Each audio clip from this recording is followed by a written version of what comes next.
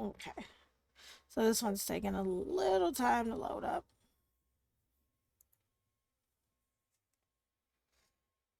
So this is ghostpia, and it says this story features violent scenes. Please play at your own discretion. So, um, your save data from the trial version has been successfully carried over. You may now continue blah blah blah blah. You may now continue playing from where you left off. So this is ghostpia season 1. As I mentioned earlier, I did play the demo for this. And so now you know that if you decide to play the demo for ghostpia, it does carry the information from the demo over to the full version of the game. This goes for 19.99 on Steam. This is a visual novel. Um, and I do want to take the time to thank the developer and publisher for providing me with a free copy of the game to play on today's stream. And of course, if you are viewing this on YouTube, the information for the game will be will be in the description below the video. So this is going to pick up right where I left off. So, in addition, what I may do is also in the description for this particular video, I will list the coverage that I did for Ghostpia, so that you can catch up on the story that way too. But let's continue where we left off. And we are at blah. Um, yep, we are going to continue from here. Press A to progress through the story. You can always use the analog stick to go back. She pulls the corners of her mouth to the sides as if to say blah before telling me, welcome, welcome. I lived here for a long time, so I don't need anyone to welcome me. What's even going on? I try to tell her those things, but I can't speak at all. By the time I wake up, it's completely dark outside. Ghosts are nocturnal creatures, and thus the town's bustling with liveliness. No dreams again. The pain in my legs and the damage to my clothes have both vanished as if nothing had happened. I'm just a little relieved. I think I woke up much earlier than usual. I check outside the window again as part of my daily habit to see how much time is left before sunrise. We need to talk. I haven't seen that electric bulletin board before. It looks pretty haphazardly made, too. The wires poking out and duct tape stuck on there. It's probably handmade. It's been lazily stuck on the wall of a building facing my apartment. I've got a hunch as to who put it there. Almost everything in the world can be fixed with a little duct tape. I can still vividly remember her voice, but maybe that's because I actually heard her voice just yesterday. Bring. The phone starts to ring right on cue. I check to see if my socks are on and if my boots and coat are there. I comb my hair with my fingers, but it'll probably just get messy again. It's not like I've got time to fix it properly, though. I'm off. I turn the doorknob, pull hard. What? When I open the door, I see a ghost standing in the common area of the apartment hallway. Is she a grown up child or a childish adult? By appearances, she could go either way. But if you ask me, I know she's the former. I think she's beautiful. Yoo-hoo. Even as she starts talking, she doesn't stop filing her nails. She's number 2 on my list of people I'd rather not see right now. If it's not obvious, number 1 on the list is the redheaded girl, the ghost named Anya. Pacifica? Long time no see, Sayoko. When I hear her somewhat familiar tone, it takes everything I have to keep my mind from unraveling. Pacifica's very smart. I get the feeling that all of this is part of those girls' plans to get to me. Those two know me. Probably have for far longer than I've known them. I need to go on a walk. I know I can't oppose her, but I know I know I can't just not oppose her either.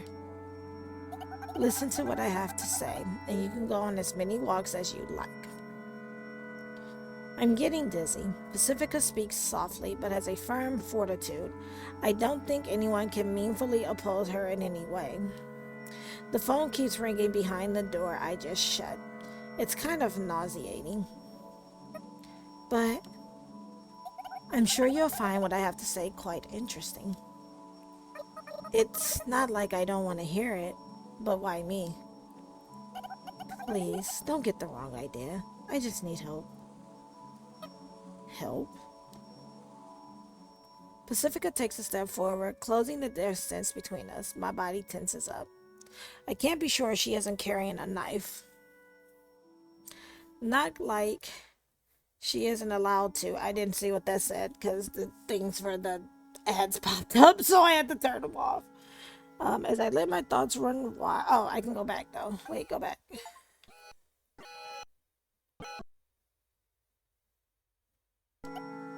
Okay, I just need help. Help? Pacifica. Okay, I saw that. Not like she isn't allowed to. Whatever, I'll just put up with it for now. It's not like I'll die or anything. As I let my thoughts run wild, I suddenly smell something sweet, something relaxing. A new ghost has arrived. Pacifica brings her face up close and whispers in my ear. It sends shivers down my spine, blowing away both the nausea and the sleepiness. New ghost? Pacifica's breath tickles my earlobe. The tips of my toes tingle and my shoulders freeze in place. Oh yeah, I guess ghosts breathe too, huh? Shh, not so loud. It's still a secret. Don't whisper in my ear. Like I said, not so loud. Pacifica's only whispering in my ear for secrecy's sake, but my ears are so sensitive, I can't focus on what she's saying. Okay. I'll listen. I'll hear you out at least. Really? Thank you. I thought you might say that. May I come into your room? Let's have a little private talk, woman to woman. Pacifica gently smiles from ear to ear like a flower blooming. I feel guilty thinking that there's nothing about me that deserves a smile like that. I've got an inferior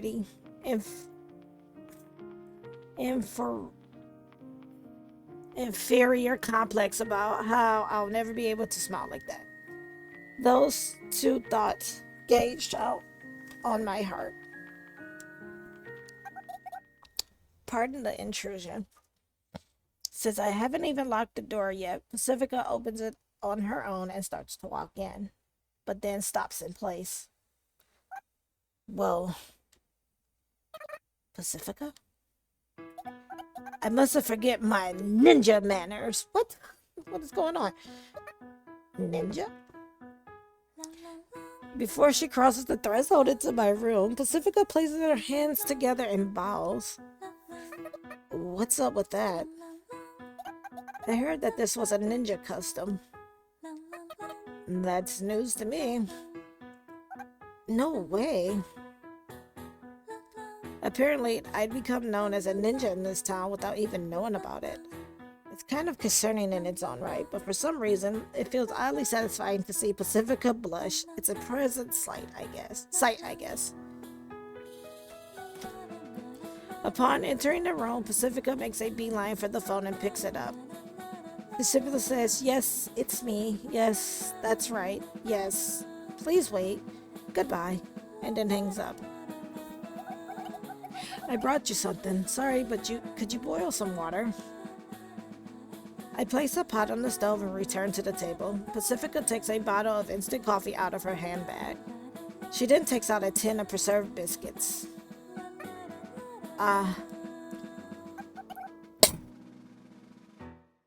What's wrong, Sayoko? I wasn't thinking that this is what I had for my last meal, too. You mean when Anaya made a mess on the crotch of her plain Jane overalls? Probably, yeah. How long ago was that? No idea. Well, I haven't had much of an appetite. It's not like I'll die anyway. My goodness. As I boiled the water, I listened to Pacifica scold me, saying that I should take better care of myself and that it's not a matter of living or dying, and soon enough, 2 cups of coffee are ready. She unsealed the biscuit tin with a tug of the pull tab. Seems like a fairly decent meal to me. So, about the new ghost. I didn't realize the town could even get new ghosts. Of course it can. It can't, or at least it shouldn't. That's what makes it such a mystery. The town has always had a set number of ghosts, 1,024 to be exact. The numbers never increase nor decrease. Nobody's ever said anything about it, but I had figured it was some sort of internal rule. I don't know if that's a good thing or a bad thing, but I feel like adding one more ghost won't make much of a difference. Maybe someone decided 1025 was a nicer number. She's a girl, around your age, Sayoko. I see. For some reason, my heart skips a beat. A second later, my chest feels somewhat warm, somewhat numb. In one word, I feel fidgety. So anyway, I thought we should throw her a welcome party. Pacifica just couldn't resist laughing. It looks has Okay, they got it looks has, but it looks as if it should say as, not has, if she had read my mind. It's like she knows me better than I know myself, but does she know what this feeling is exactly? We have to throw her one, especially due to the circumstances. What circumstances? The church is in examining her. She'll most likely be tired once they release her, so we have to show her a fun time to make up for it. The church. The town's biggest congregation of ghosts. It also serves as a peacekeeping organization. Headed by a priest, they do policing and politics, and thus the priest is more like the town mayor. Very few ghosts know what goes on in the church, but Pacifica's a pretty influential ghost as far as they go, so I guess she's got that information from an inside source. The church still does things like that. Some sort of immigration inspection, I suppose. But is that really necessary? It sounds like they're just doing it because they want to. I hate the church, particularly their attitude. Even after the townspeople became town's ghosts and overcame death, the church still wants to control people under the guise of politics. It's almost like the ghosts are pretending to be alive, and it's so forced. I feel like there's other things that bother me about them, but the anger makes my head feel hazy. Like, yeah, my head always feels hazy, but you know what I mean. So I can't even remember what it is I'm angry about. You still hate the church, I see. Well, I do too. Those guys are poop. Church is poop. Okay. Poop is church. The two of us laugh, like two boys in uniform, mirror making while oozing with pure, unadulterated youth. Youth. That's not exactly a word that I can relate to. So, Sayoko, will you help me out? Okay, I'll help if I can. Thank you. I'm so happy. When Pacifica hugs me tight, my body stiffens. There's nothing I can do. I figure I needed some sort of opportunity to do this, so I've been waiting for a long, long time. I'm so happy I could talk to you like this. Pacifica talks earnestly between sobs. That's right, while she may act overly mature sometimes, that's all it is, an act. Everyone who's close to her knows this. Huh? I remember more than I thought. I feel happy that I remember, but it also feels odd that she's got some attachment to me. It's a swirl of emotions, like a spinning barbershop pole. Pacifica's as gentle as ever. She hasn't changed, but what about me? I feel like I've changed a little, the same way milk changes after its expiration date. A change you can smell with a single whiff. I can't go back to being me. I suppose that's how I describe the way I feel. I guess I was just looking for an excuse. You've always been so close. I just needed a little courage to speak out to you. Ow. Ow. There's nothing I can say. Being touched makes me feel safe. I don't want to let you go ever again. But at the same time, it also makes me anxious. After all, I have no idea how I could ever replace someone who makes me feel this happy. If I get too comfortable taking advantage of her kindness, she might start to hate me. And I don't want her to hate me. I can't find the words to say. With just a simple hug, all of those feelings are resolving around inside me. And I'm just so afraid that I'll end up crushing this moment into dust. And just like that, the happiness has faded away completely, leaving nothing but coarse anxiety coursing through my heart. And I'm just not used to dealing with kindness. Eh? Pacifica suddenly lets go, and for a second, I fear that my worst fear has come true, but the reality is slightly different. Sorry, Suyoko, but, what is it?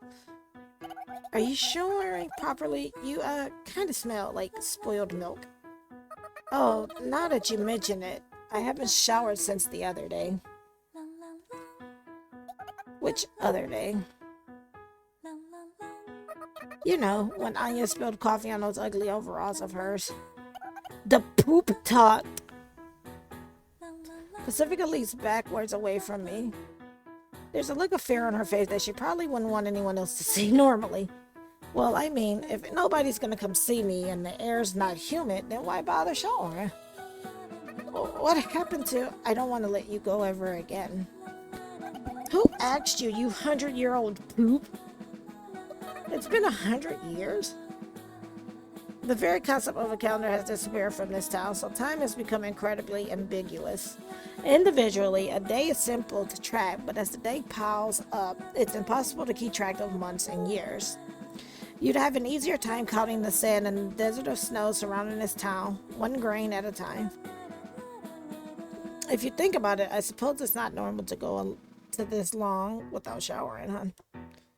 Maybe I really have changed. Am I trying to reclaim myself? Take a shower now. Oh, okay. My fear of being separated from Pacifica turns into fear of Pacifica herself. I stop thinking, grab a towel, and head to the bathroom as quickly as possible. Alright. So let's see. Can I save? I can. So we are going to save. Okay. Cannot overwrite an autosave. So we are going to save. Okay. And we are going to go back to the title.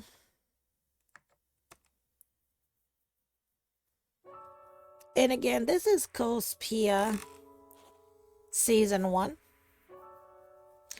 And if you like what you saw of this game, you can pick this one up on Steam. It is available on PC. And it goes for $19.99 USD. And again, a very big thank you to the developer and the publisher for providing me with a free copy of the game to play on today's stream. And again, of course, if you are viewing this on YouTube, the information for the game will be listed below in the description.